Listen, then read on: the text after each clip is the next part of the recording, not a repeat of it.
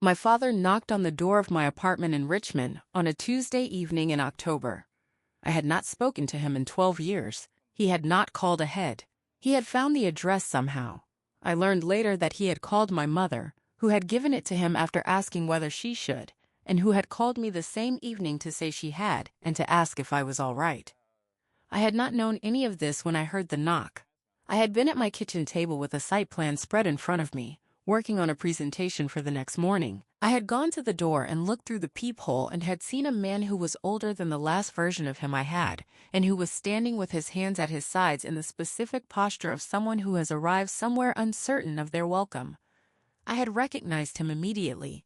I had stood at the door for a moment. Then I had unlocked it and opened it. He said, "I was hoping we could talk." I said, "Okay." I stepped back from the doorway and he came in. I went back to the kitchen table and closed the site plan and put it to the side and said, "Sit down." He sat across from me. He was 61 years old.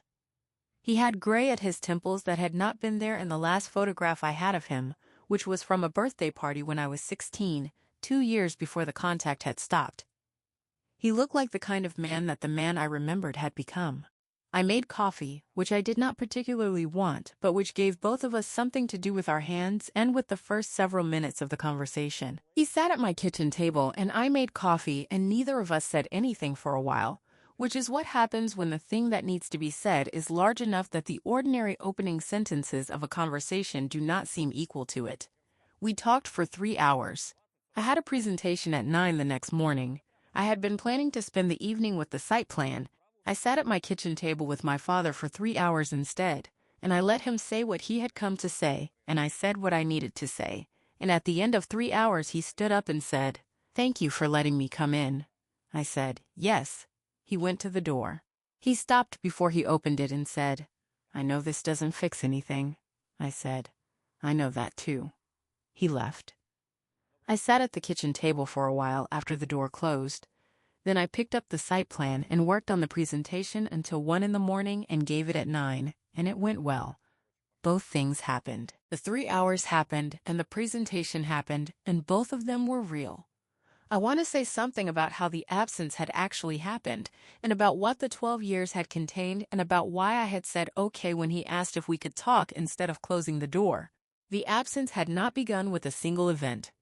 This is the thing about certain kinds of father absence that is hard to describe to people who have not experienced it. There's not always a door slamming or a declaration or a clear moment after which you know the thing is over.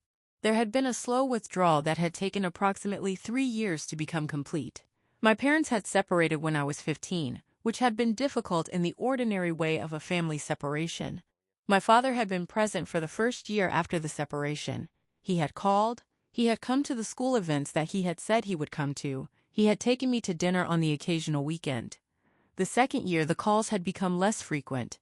He had missed 2 events he had said he would come to. He had offered explanations that had seemed real at the time. The third year, the calls had become occasional, and the occasions had become infrequent. And then there had been a call on my 18th birthday in which he had seemed distracted and had said he would call again soon, and had not called again for 4 months. And by the time I was 19, the contact had become so sporadic that I had stopped expecting it. And by the time I was 21, I had understood, without anyone having said it, that the contact was over. He had not announced it. He had simply not maintained it, and maintenance is what contact requires, and the absence of maintenance had been the absence of him. I had said okay and stepped back from the door for a specific reason that I want to be precise about. I had not let him in because I had been waiting for him. I had not been waiting. I had built a full life in the 12 years of his absence, and the life had not been organized around his return, or the possibility of it. I had let him in because I was 30 years old, and because I was a person who had, over the course of my adult life, developed a specific tolerance for difficult information. My professional work requires it. I'm a landscape architect, and the first thing you do on any project is an existing conditions assessment, which means you go to the site and you look at what is actually there: the soil, the topography, the drainage patterns, the existing vegetation, the history of how the land has been used before you make any decisions about what to do with it. You do not decide what you want to build and then pretend the site is a blank slate. The site is never a blank slate. It has conditions. You assess them. I had looked through the peephole at the 61-year-old man with gray at his temples, and I had decided to do the assessment. That was why I had opened the door. I want to say something about what the 12 years had contained for me, and about what I had built in them, and about what the life looked like by the time he knocked on the door, because the context of the life matters for understanding what I did with the 3 hours. I had finished high school in the first year of the absence, and had gone to Virginia Commonwealth University in Richmond for undergraduate, and had stayed in Richmond after, first for a master's program in landscape architecture, then for a position at a firm, then for my current position as a project lead at a firm that does urban park design and ecological restoration work. I had been in Richmond for 12 years. I had an apartment I had lived in for 4 years with a kitchen table I had chosen, and a site plan I had been working on, and a presentation I had been preparing.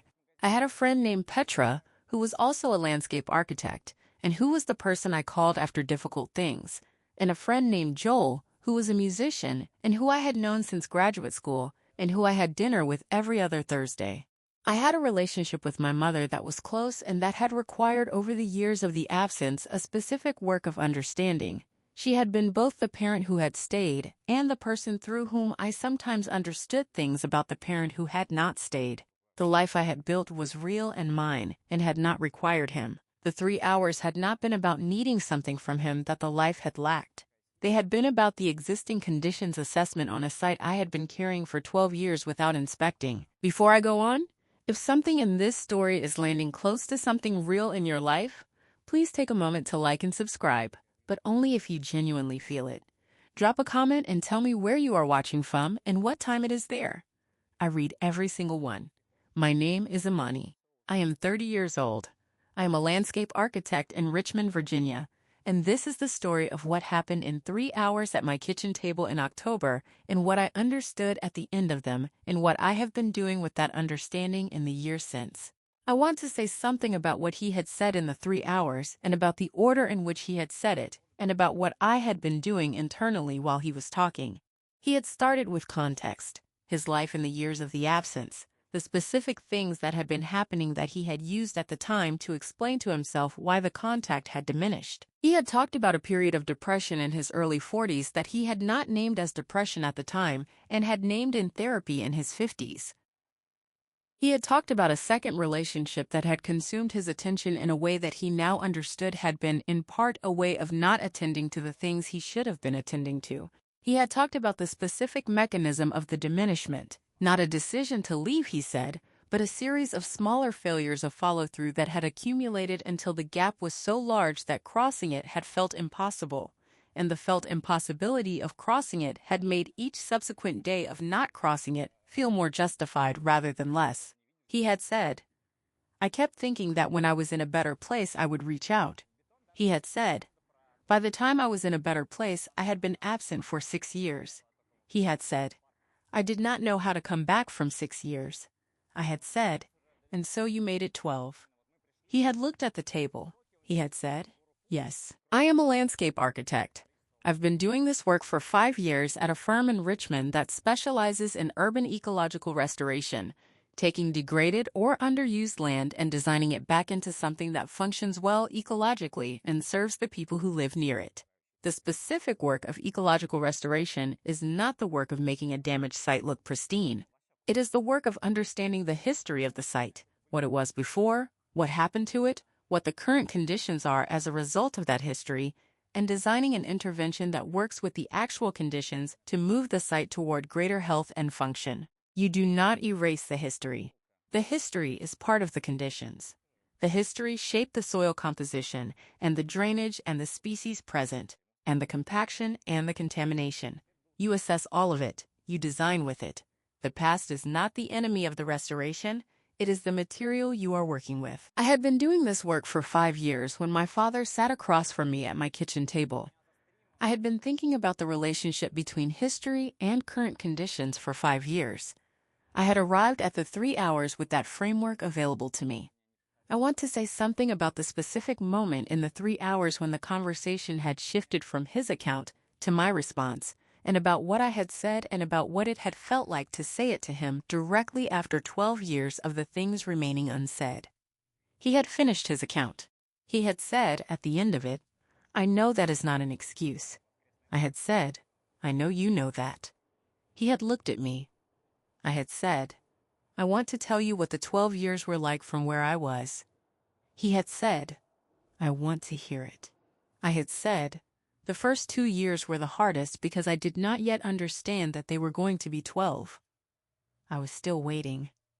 I kept updating the expected arrival time of the next call. I had said, "By the time I was 20, I understood that the waiting was something I was doing for myself rather than in response to any real signal from you, and I stopped waiting." He had been very still. I had said, "The years after that were not about you specifically. They were about me building something that did not require you to be in it." He had said, "Did you hate me?" I had thought about this for a moment. I had said, "I was angry for several years in my early 20s, and the anger was real and it was appropriate, and it has not been the main thing for a long time." He had said, "What has been the main thing?" I had said, "The absence." Not anger at the absence, just the absence as a condition of the landscape. He had understood what I meant. I had not explained the metaphor. He had understood it. I want to say something about the absence as a condition of the landscape, because this is the framework that had been most useful to me in thinking about the 12 years and about what they had produced and what they had not produced. In landscape architecture, when you assess a site, you are looking at the presence and absence of things. This species is present, this one is absent. This water feature exists, this drainage channel does not. The absences are as informative as the presences. An absence tells you about the conditions that prevented the presence, the soil conditions that made it inhospitable, the historical event that removed it, the design choice that excluded it. The absence of my father from the landscape of my life had been informative in this way. It had told me about the conditions, not about me. The absence had told me about the conditions that had made his consistent presence impossible. The conditions had been his: the depression, the relationship that had consumed his attention, the mechanism of the accumulating failures of follow-through. The absence had been informative about him. I had known by my mid-20s that the information in the absence was about him and not about me.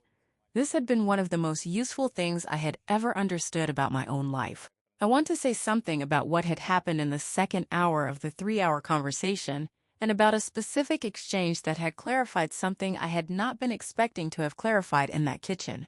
He had asked, in the second hour, about my work. He had said, "Your mother told me you do landscape architecture."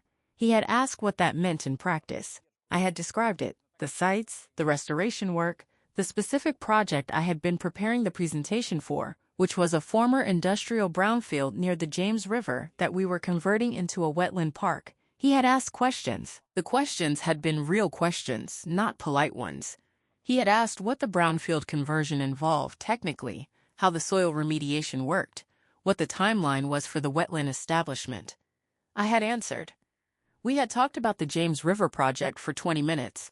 In the middle of that conversation, I had noticed something that I had not expected to notice. I had inherited his specific way of asking questions about things he did not understand, not the surface question that establishes interest, the follow-up question that goes after the mechanism. He had asked how the soil remediation worked, not just what it was.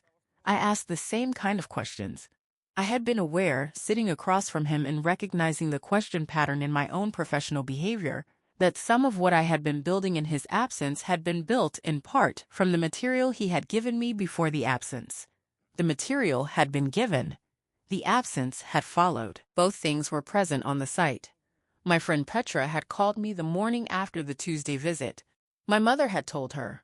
My mother and Petra have a relationship that operates outside of and parallel to my relationship with each of them, which I have never tried to control and which has, over the years, been useful in the specific way that having people in your life who know each other well is useful. Petra had called at 7:30 in the morning before the presentation. She had said, "I heard you had company last night." I had said, "I did." She had said, "How do you feel?" I had thought about this. I had said, like I went to a site I had been thinking about for 12 years and finally did the assessment. She had been quiet for a moment. She had said, "And?" I had said, And now I know what is actually there. She had said, what is actually there. I had said, a man who failed consistently for several years in ways that accumulated into an absence he did not know how to cross, and who spent 12 years not crossing it, and who is now 61 years old, and who sat at my kitchen table for 3 hours and said the things that were true. She had said, is that enough? I had said, enough for what? She had said, I don't know. For whatever you needed. I had sat with that for a moment. I had said, it is enough for what it is. It is not enough to rebuild something that was not built.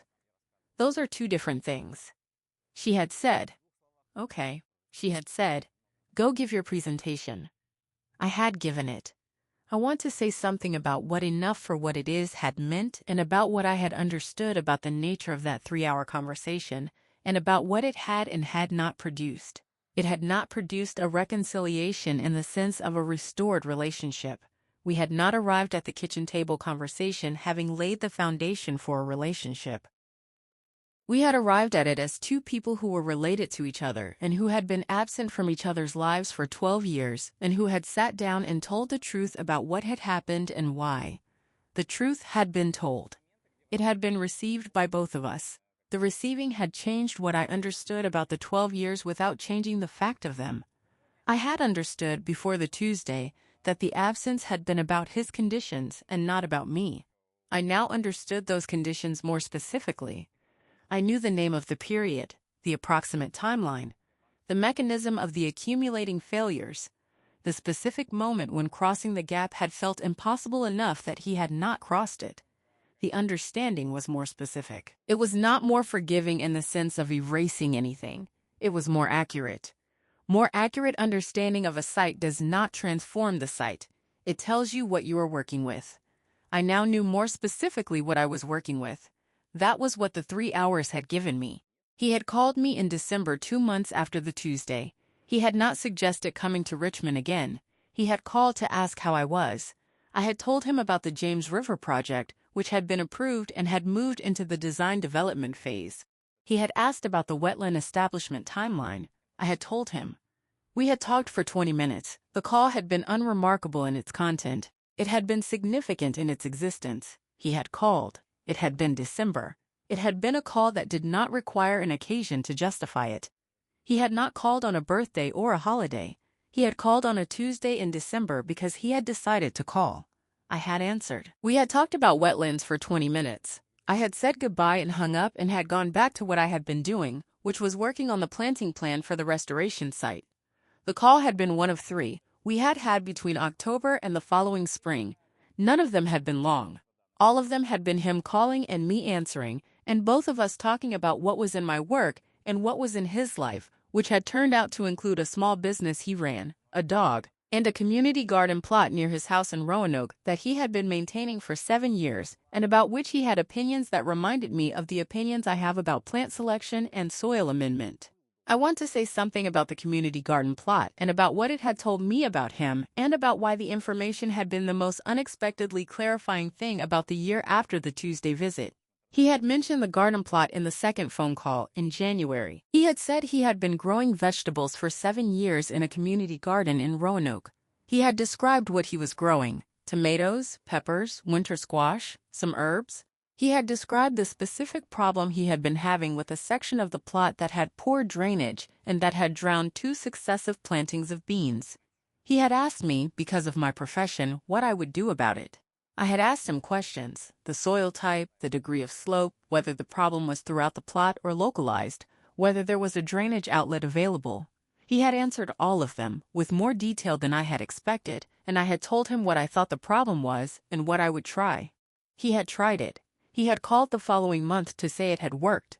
The specific quality of the exchange had been the quality of a person who pays sustained attention to a piece of ground over a long period of time and who had developed real knowledge of its specific conditions. He had been maintaining a piece of ground for 7 years. He had known its drainage problems and its soil characteristics and its particular quirks. He had been maintaining something consistently for 7 years. I had not known he was capable of consistent maintenance. The community garden had been the evidence that he was. The evidence had arrived 7 years too late to change the 12 that had preceded it, and it had also arrived, and I had received it. My mother and I had talked about the Tuesday visit in November, the month after it happened. She had asked what I had taken from it. I had told her about the existing conditions assessment framework, what I had found when I finally did the assessment on a site I had been carrying for 12 years. She had been quiet for a moment. She had said, "I want to ask you something." I had said, "Ask." She had said, "Does knowing what the conditions were make the 12 years feel different?" I had thought about this for a while. I had said, "It makes them feel more accurately described, not different." The 12 years happened. The conditions that produced them are now more specifically known. She had said, "That's not the same as better." I had said, "No, but it's more accurate, and I prefer accuracy." She had said, "I know you do." I had said, "I got it from somewhere." She had laughed in the way she laughs when something is true and a little painful at the same time. She had said, "You got a lot of things from somewhere." I had said, I know I did." I want to say something about the specific things I had understood I had gotten from him in the year of the 3 phone calls after the Tuesday visit, and about what it had meant to understand this without it resolving the 12 years or requiring the 12 years to be reframed. In the second phone call, he had asked a follow-up question about mechanism. In the third call, he had described a problem with his garden drainage in terms that were more precise than most people would use. He had measured the slope. He had observed the timing of the drainage failure. He had tried 2 previous interventions and noted what each one had and had not accomplished. This is the specific way I approach a site problem. I had learned it in school and in practice, and I had assumed it was learned, not inherited. The Tuesday and the phone calls had introduced a question I had not had before. How much of the way I think about problems was shaped by his presence in the first 17 years before the absence began? I did not have a precise answer. I had a recognition. The follow-up question about mechanism, the patience with a problem that requires sustained observation before intervention, the willingness to try something, note the result, and adjust. These were present in him. They were present in me.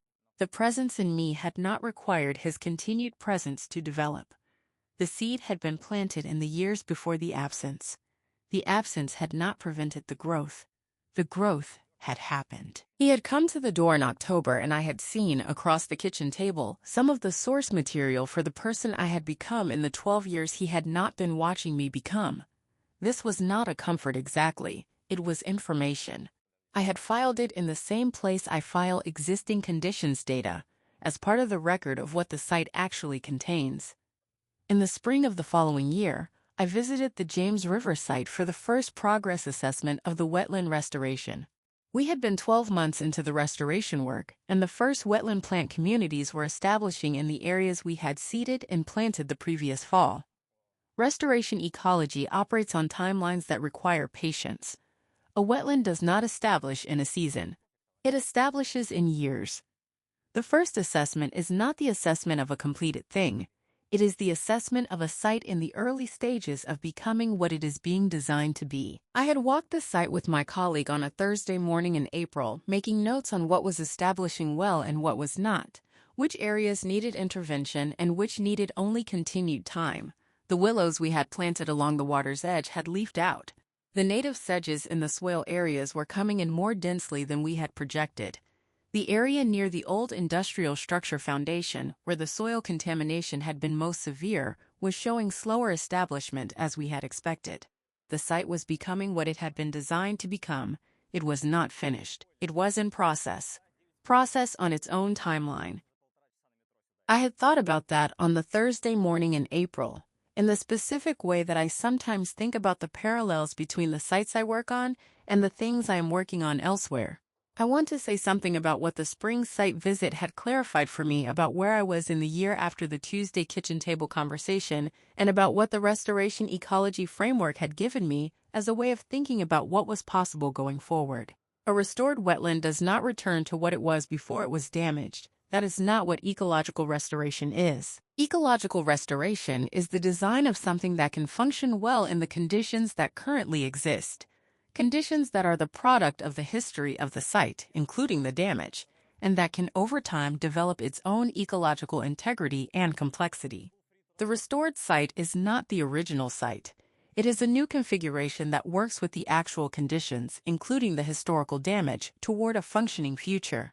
I had been thinking about this framework in relation to the question of what was possible with my father in the year after the Tuesday.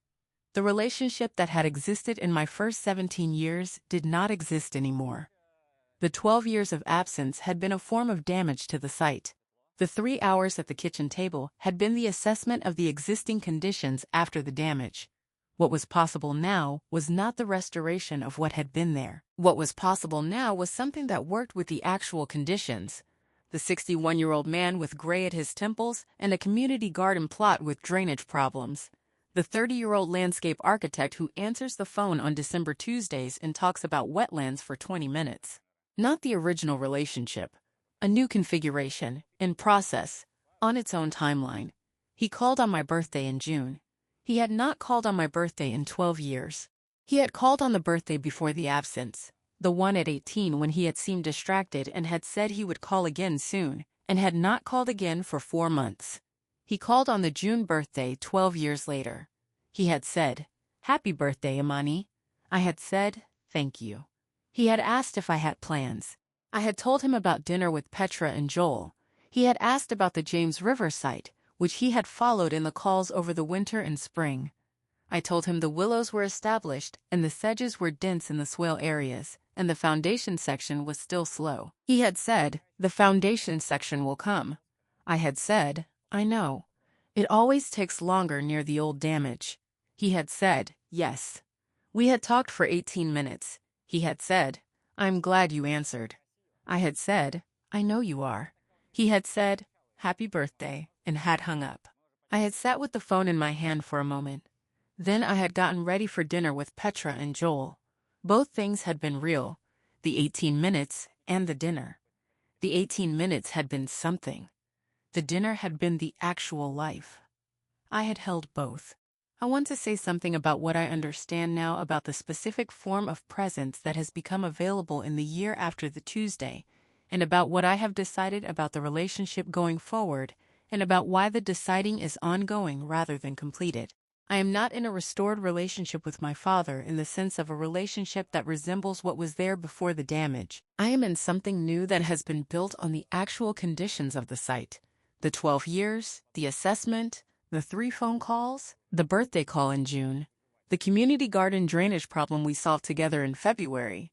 The new configuration is small. It is real. It is on a timeline I do not control, and that he does not control either. The willows establish when they establish. The sedges come in at their own pace. The foundation section near the old damage takes the longest because it is the most disrupted soil. I know this from the sites I work on. I hold it as information about the site I am in. The site is in process. I am doing the work of assessment and design and patience that restoration requires. He is doing the work of calling on Tuesdays in December and on birthdays in June and asking follow-up questions about mechanism. The work is small and ongoing. It is not nothing. The site is not nothing. It is a site that has been damaged and that is now in the early stages of becoming something that can function. I am watching what establishes. I'm noting what is slow near the old damage. I'm adjusting the intervention based on what is actually there. This is the work. I am doing it.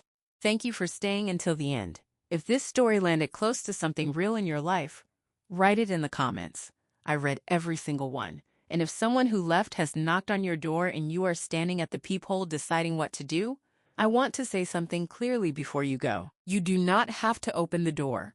That is a real choice and it is yours. If you do open it, you are not agreeing that what happened was acceptable. You are doing an existing conditions assessment. You are going to look at what is actually on the site before you decide what to do with it. The assessment does not commit you to the restoration. It only gives you the accurate information. You can do the assessment and decide there is not enough there to work with.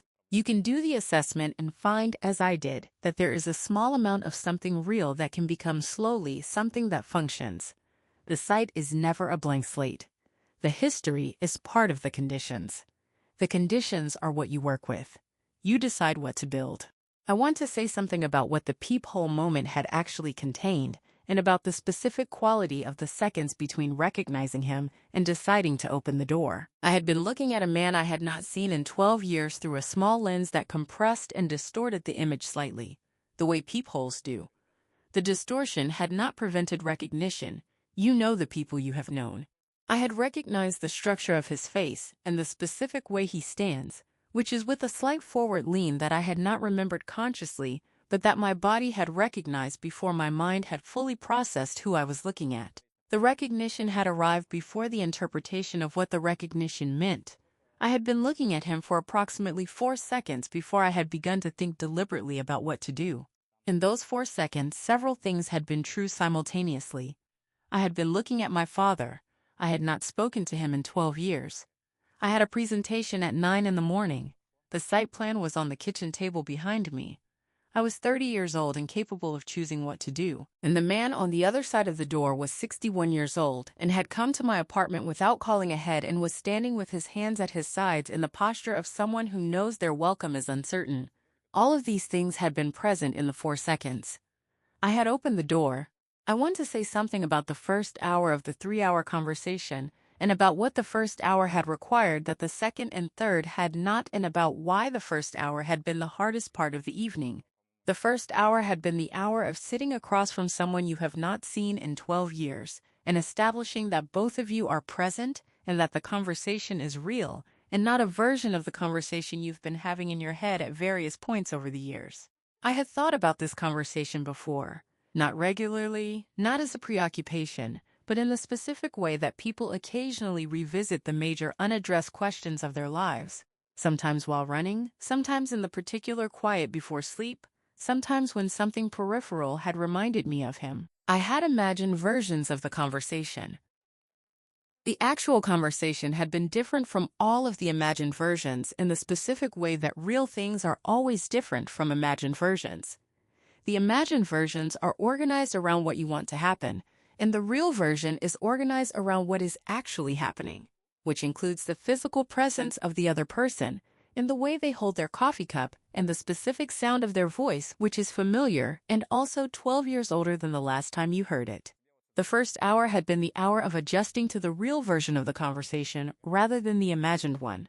I want to say something about what I had said to him in the part of the 3 hours that had been about what the 12 years had been like from where I was, and about why I had chosen to say it at all. I could have listened to his account and let him leave without giving him mine. The evening could have been his account and my reception of it. I had chosen to give him mine not because he was owed it, but because I had understood at some point in the first hour that the existing conditions assessment required both sides. An assessment that only surveys what the other party has to say does not produce an accurate record of the site. The site includes what was here, what happened to it, and what it produced. What it produced includes the 12 years of my life and what those years had required and what they had built. He had needed to hear the account of what had been produced on the site in his absence, not to punish him with it. To give him the accurate picture, you cannot design an appropriate intervention for a site you have only partially assessed. I had given him the full assessment. He had needed it. I had needed to give it. Both things had been true. I want to say something about the 3rd hour of the conversation and about what it had contained and about the specific quality of the conversation by the 3rd hour compared to the first. By the 3rd hour, we had been talking for 2 hours, and the structure of the conversation had changed. We were no longer in the formal part of the account giving and the account receiving. We had moved, without either of us marking the transition, into something more like 2 people who know each other talking about the things that occupy them. He had asked about the James River project in the 3rd hour. I had told him about it. He had asked follow-up questions. I had answered them. We had been talking about a brownfield restoration site near the James River with the specific engagement of 2 people who are both interested in what happens when you try to make something degraded function again. The irony of this had not been lost on me. I had been aware of it while it was happening. I had let the conversation be what it was becoming rather than redirecting it back to the formal part, because the formal part had been completed in the first 2 hours, and because what was happening in the 3rd hour was more informative than a continuation of the formal part would have been. The 3rd hour had shown me something the formal account had not. He was capable of sustained curiosity about a specific thing. He had asked 4 follow-up questions about the brownfield conversion. He had tracked the details across the conversation. He had been genuinely interested. The capacity for sustained curiosity was present. It had been present in the 3rd hour. I had filed it in the existing conditions record. I want to say something about my mother and about her role in the year before and after the Tuesday visit, and about what she had given me that had made the assessment possible. My mother had given him my address. She had told me she had given it to him. She had then said, "I want to ask if you are all right with this, and I know I am asking after the fact." She had said, "He called and asked, and I thought about it for a long time before I gave it." I had asked, "What made you decide to give it?" She had said, "I think he has been trying to build something to carry to you for several years, and I thought you should have the chance to decide what to do with it." She had said, "I am sorry I gave it without telling you first." I had said, "I know you are." She had said, "Are you all right?" I had said, "I am going to be all right." She had said, "I know you are." There is a specific quality in my mother's knowledge of me that exists because she has been present for 30 years of the full story, and not only the headline, and the quality of that knowing is different from any other knowing I have access to. She had known I would be all right before I had confirmed it. She had known because she knows what the site contains, the years of building, the framework I bring to difficult things, the specific quality of my tolerance for existing conditions. She had given him the address because she had understood that I could handle what he brought to it. She had been right. I had handled it. I want to say something about the brownfield project and about what the James River site had looked like at the beginning of the restoration work, and about what it had looked like at the spring progress assessment, because the parallel between the 2 timelines, the site restoration and the year after the Tuesday, had been present for me throughout the work, and I want to name it precisely. The site at the beginning had been a degraded former industrial waterfront, compacted, contaminated soils, invasive species that had colonized in the years since the industrial use ended, an altered hydrology that had disconnected the site from the river's natural flood cycles, and a history, legible in the soil profiles and the remaining foundation structures, of approximately 80 years of industrial activity that had changed the basic chemistry and structure of the ground. None of this was hidden.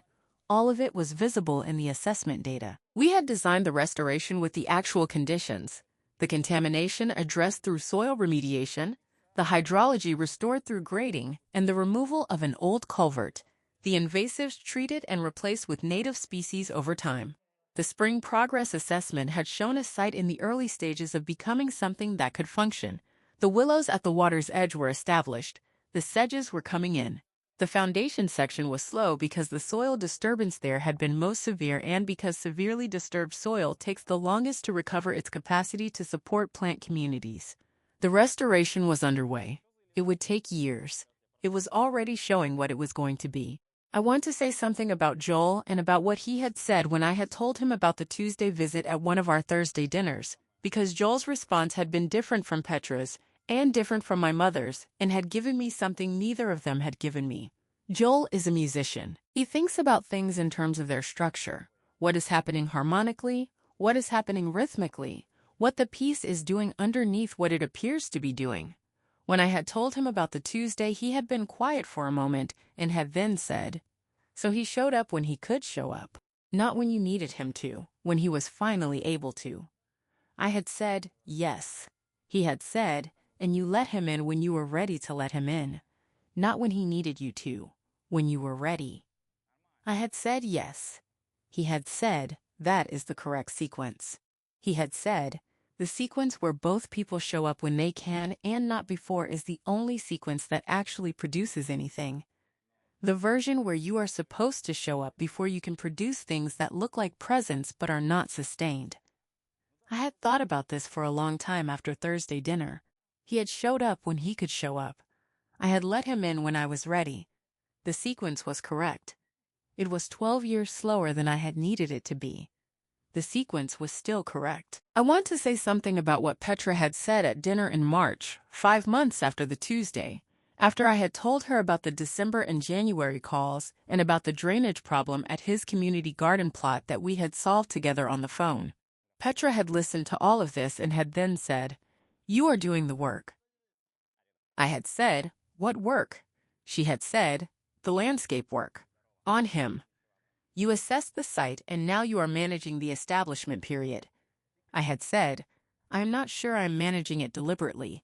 She had said, you are answering the phone. You are talking about the wetlands and the garden plot. You are giving him the information he needs to know how to be in contact with you. That is active. That is not passive. I had sat with this. She had said, I want to ask you something. I had said, ask. She had said, does it feel like work, the way restoration work does?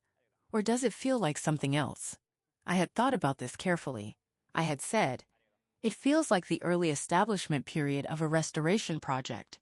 You are not yet sure what is going to take hold. You are watching and adjusting. It does not feel like hard work. It feels like attention. She had said, that is the answer I was hoping for.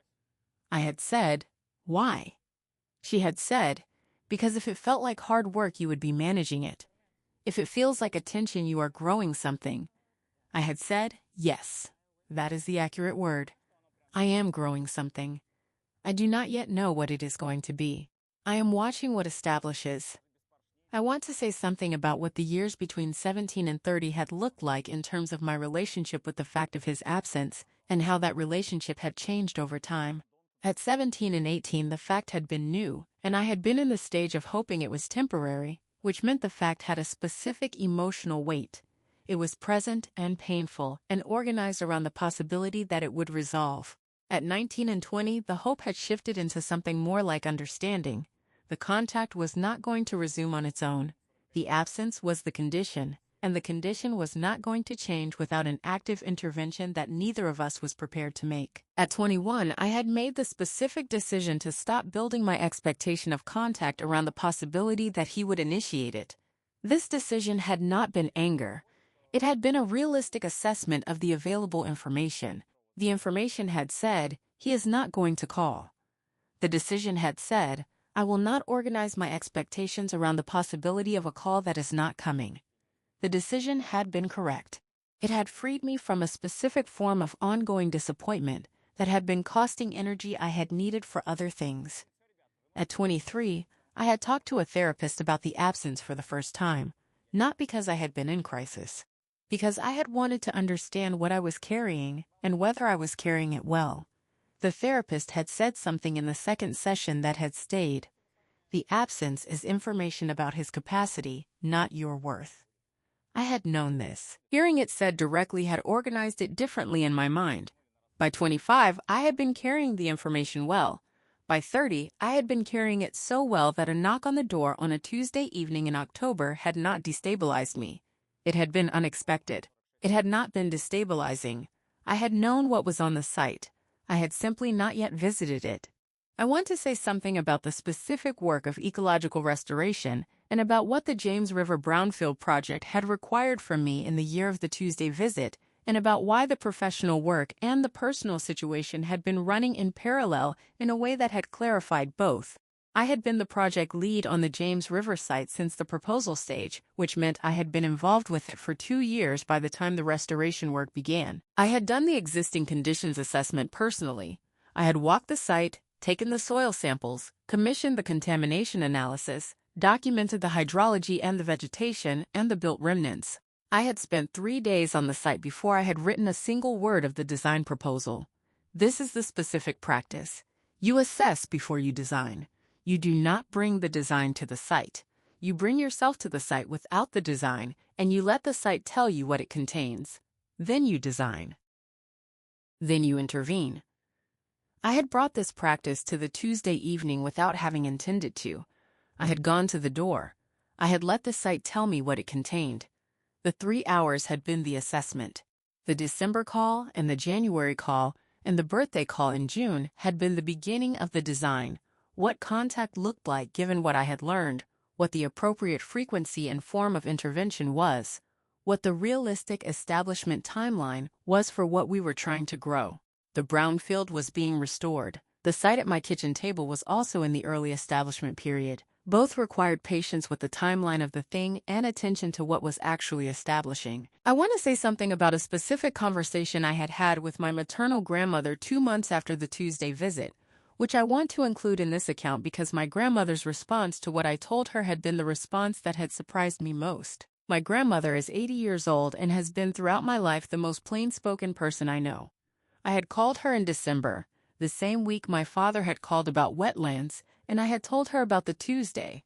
She had listened without interrupting, which is not her characteristic mode. She typically interrupts to ask questions, and had been quiet for a moment when I finished.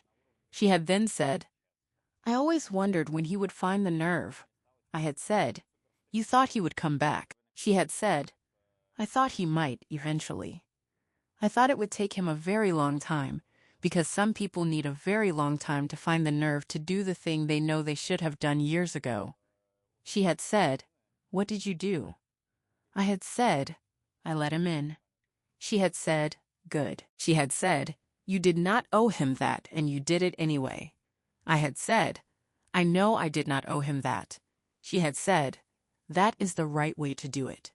She had said, "You did it because you are capable of it, and because you chose to, not because you owed it." I had said, "Yes." She had said, "That is a different kind of doing." I had said, "I know." She had said, "Your grandfather would have told you the same thing." She had then talked about my grandfather for a few minutes, and about what he had thought about the absence when it had happened, and about what he had said to her at the time. She had said, "He said some people are good at staying and some people have to learn it very late. He said you were going to be fine either way." He had said this when I was 17. He had been right. I want to say something about what the birthday call in June had done in the days after it, and about what I had found myself thinking about in the week that followed. The birthday call had been 18 minutes. I had noted the 18 minutes because I had been aware of it in the call. At some point, I had become aware that we had been talking for a while and that the conversation was continuing naturally rather than trailing off, which is the specific quality of a conversation that has found its rhythm. He had known about the James River site from the previous calls and had asked about it. I had told him about the April assessment and about the willows and the sedges and the slow foundation section. He had said, "The foundation section will come." I had said, "I know. It always takes longer near the old damage." He had said, "Yes." The exchange had taken 4 seconds. It had also been the most precise thing either of us had said in the year of the 3 phone calls and the birthday call. He had said, "The foundation section will come." He had said this about my restoration site, and he had also said it about the thing at the kitchen table. I had said, "It always takes longer near the old damage." I had said this about the site and also about the thing at the kitchen table. Neither of us had named the double meaning. Neither of us had needed to. This is what happens when two people are having two conversations simultaneously and both of them understand that they are. The words that carry both meanings become the most important words in the exchange. The foundation section will come. It always takes longer near the old damage. I had thought about those 2 sentences for several days after the birthday call. I had put them in my notebook. They are accurate about both things they describe. I want to say something about the site plan that had been on my kitchen table when he knocked and about what I had done with it after he left and what the returning to it had been like. I had closed the site plan when he came in. I had put it to the side of the table in the specific way you put something to the side when you are not finished with it, but you need your full attention for something else. 3 hours later, I had picked it up and spread it back on the table. The site plan had been a planting plan for the wetland margins of the James River restoration. The specific species in the specific locations, at the specific densities that the restoration ecology of that margin required. I had worked on it from 11 in the evening until 1 in the morning. The presentation at 9 had required the planting plan to be complete and precise and defensible, which means the species selections had to be grounded in the specific conditions of each zone within the margin and documented clearly enough that the client could understand the reasoning. I had done this work after 3 hours at the kitchen table with my father. I had been able to do it. The two things had not prevented each other. The 3 hours had been real and demanding and had required my full presence also. The planting plan had required my full presence also. I had given each thing the presence it required and the time available for it. This is the specific skill that landscape architects develop, the ability to bring full attention to the thing in front of you, which is the site you are assessing today, and to hold separately the other sites you will attend to in sequence. I had attended to the kitchen table site from 7 to 10. I had attended to the James River site from 11 to 1. The presentation had been at 9. Both sites had received the attention they required. I want to say something about what the year after the Tuesday had clarified for me about the specific difference between understanding someone and forgiving them, and about why I find the word forgiveness inadequate for describing what had happened between October and June. The word forgiveness implies a moral accounting. You have done something wrong. I acknowledge the wrong. I release you from my claim against it. I had not been in a moral accounting with my father during the 3 hours, or during the phone calls that followed. I had been in an assessment. An assessment does not forgive the contamination it finds in the soil. It documents the contamination, understands its source, and designs an intervention that addresses it to the degree possible while working around what cannot be fully remediated. The contamination remains part of the site history. It is in the soil profile. It influenced the species that could grow there and the remediation work required before establishment could begin. The history of the contamination is not erased by the restoration. It is worked with. What I had done with my father was not forgiveness in the moral accounting sense. It was assessment and the beginning of design. The 12 years were in the soil profile. They had influenced what could grow there. The assessment had been done. The design was underway. The establishment period had begun. What grew in that period would be shaped by the actual conditions, including the conditions produced by the 12 years. This is not forgiveness. It is restoration ecology. It is what I know how to do,